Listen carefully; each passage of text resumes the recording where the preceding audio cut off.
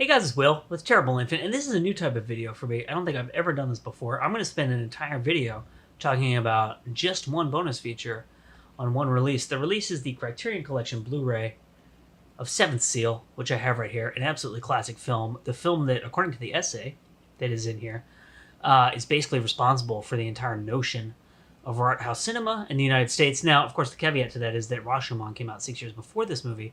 It was also an art house hit in the U.S., but kind of the notion of there being like art house theaters and like these archetypal kind of like the archetypal idea of what an art house film is, and like intellectual cinema and cinema as art. A lot of it comes down to this film and the influence of Bergman, I think, in general, on American culture and American filmmakers. And obviously, like, Fellini was a contemporary of Bergman's too, and you can get into, like, all the caveats to that, but this was a huge and hugely influential movie. And just to show you off, like, the booklet is in here, is pretty cool. But like I said, I'm just going to talk about one of the features, but I thought, since I'm busting this out, I might as well just kind of show off the Blu-ray in general. So, this is a famous shot, right? I'm still getting used to doing everything backwards here because I'm like looking at myself as I'm doing this. So the bonus feature is, there's a fair number of features on here, but there's one called Bergman Island, and it's like the fourth thing listed on the back here. So it's kind of buried. It's like burying the lead a little bit, right? Because there's like a commentary track with a Bergman scholar. There's an introduction to the film by Bergman, but that's actually taken from that documentary. So it's like, yeah, okay, cool, but it's like this tiny little sliver taken out of this big, really amazing piece. So anyway, but the point being, it's called Bergman Island, and it's an 83-minute documentary on Bergman by journalist Marie Nairero. It's a Swedish name, and you know they have more vowels in Scandinavian languages than we have in English, and I just destroy Scandinavian words when I try to pronounce them. So I'm just not gonna embarrass myself. But it's called Bergman Island, and it's called that because Bergman, there's an island called Faro, which is probably a horrible mispronunciation of Faro or something like that, right? And it's off the eastern coast of Sweden. And Bergman went there, I think in like the late 50s or early 60s. He first went there to shoot a film, absolutely fell in love with it, shot a number of films there. Like Persona, I think, was shot there. I think actually The Sacrifice, too, the Tarkovsky film, was shot there, which is actually behind me somewhere, if you can pick it out. But he just fell in love with it, and he built a house there, and then there was a film studio that was either there or that he built there that was then eventually turned into a movie theater for him.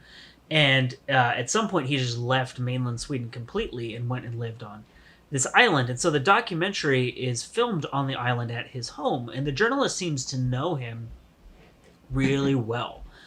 And so the documentary goes over his life when it was filmed, which is when he was in like his 70s or 80s, I think. But he's all still very like present mentally, and he's very like a mischievous kind of guy. And he seems to have a really fantastic memory. And he talks about his personal life. He talks about his life as he's living it on that island. And then they go over his entire career. And they talk about his whole film career, his career in theater, and like a lot of stuff from his personal life. And the journalist asks him like really hard-hitting questions, like questions about abandoning his children, abandoning his wives, like having an affair with, Bibi Anderson, who was in several of his films, like Wild Strawberries and stuff like that. And she was one of his muses, I guess. Like, they lived together, and they were in a relationship for a long time. And then Liv Ullmann was also, and he has kids with Liv Ullmann, and at least one kid with her. And they were together for years. They never got married. But Liv Ullmann and Bibi Anderson, I think, are the two women who are in Persona.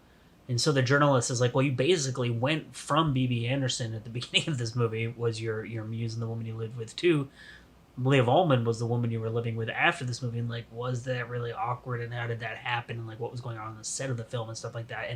And he is very, very honest in his answers. I do know, partly from personal experience, but also from reading. I went to Denmark for about 8 or 9 days, and I absolutely loved it, and I was like ready to move there immediately. I spent like a day in Sweden too, and I read a book about Denmark and like Danish life and stuff like that. And I started reading other stuff about like Norway and Sweden and things like that.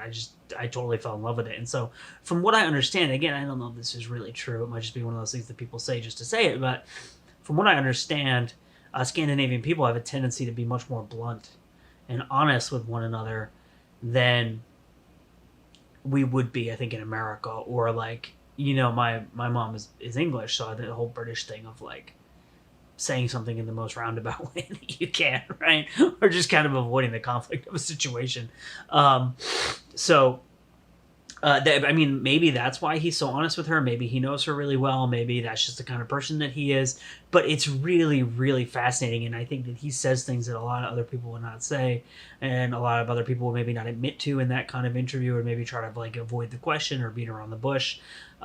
He's very honest about his artistic inspiration. Like there are bits of the movie where they'll show clips from his films or his theater work or his TV work, and the interviewer will say, "What was that about?" And he'll say like, "This thing happened in my life, and it happened like this, and this is how I translated it into the movie or the TV show." Because he worked in television too, in Sweden. What was the inspiration for writing The Seventh Seal? Like, how does he generate his screenplays? What happens when he sits down to write?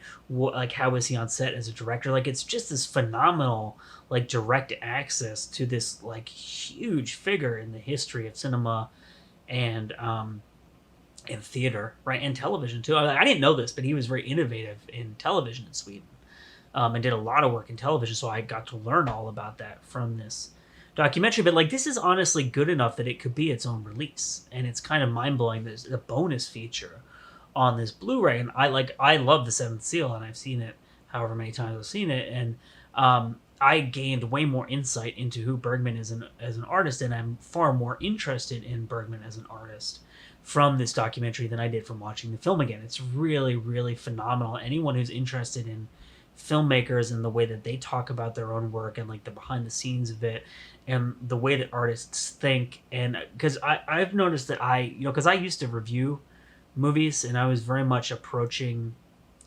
my appreciation for and love of movies from the perspective of like a fan and like a reviewer / critic for many years. And then I went to film school, and I was involved in the making of films, and I worked for I interned at movie studios, production companies, and I'm kind of on that side of it now. And I find myself far, far more interested in what a filmmaker will say about their own work. And I look at movies as being a living process born of a desire to create something more than I used to look at movies as like this sealed, created,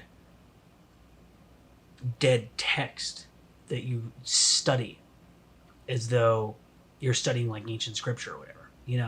And so because of that, I find it far more interesting to I would much rather have 85 minutes of an examination of who Bergman is as a filmmaker, as an artist, as a human, than I am in hearing scholars and film critics and people like that talking about the movies. So it's just an incredible, incredible bonus feature. It's worth the price of this Blu-ray, and then of course so is the amazing film that comes along with it. So I'm talking about Bergman Island. It was released in 2006. It's a documentary about Bergman on the Seventh Seal Criterion Collection Blu-ray. My name is Will. Thank you so much for watching. I'm sorry if I babbled there a little bit, but we'll see you next time.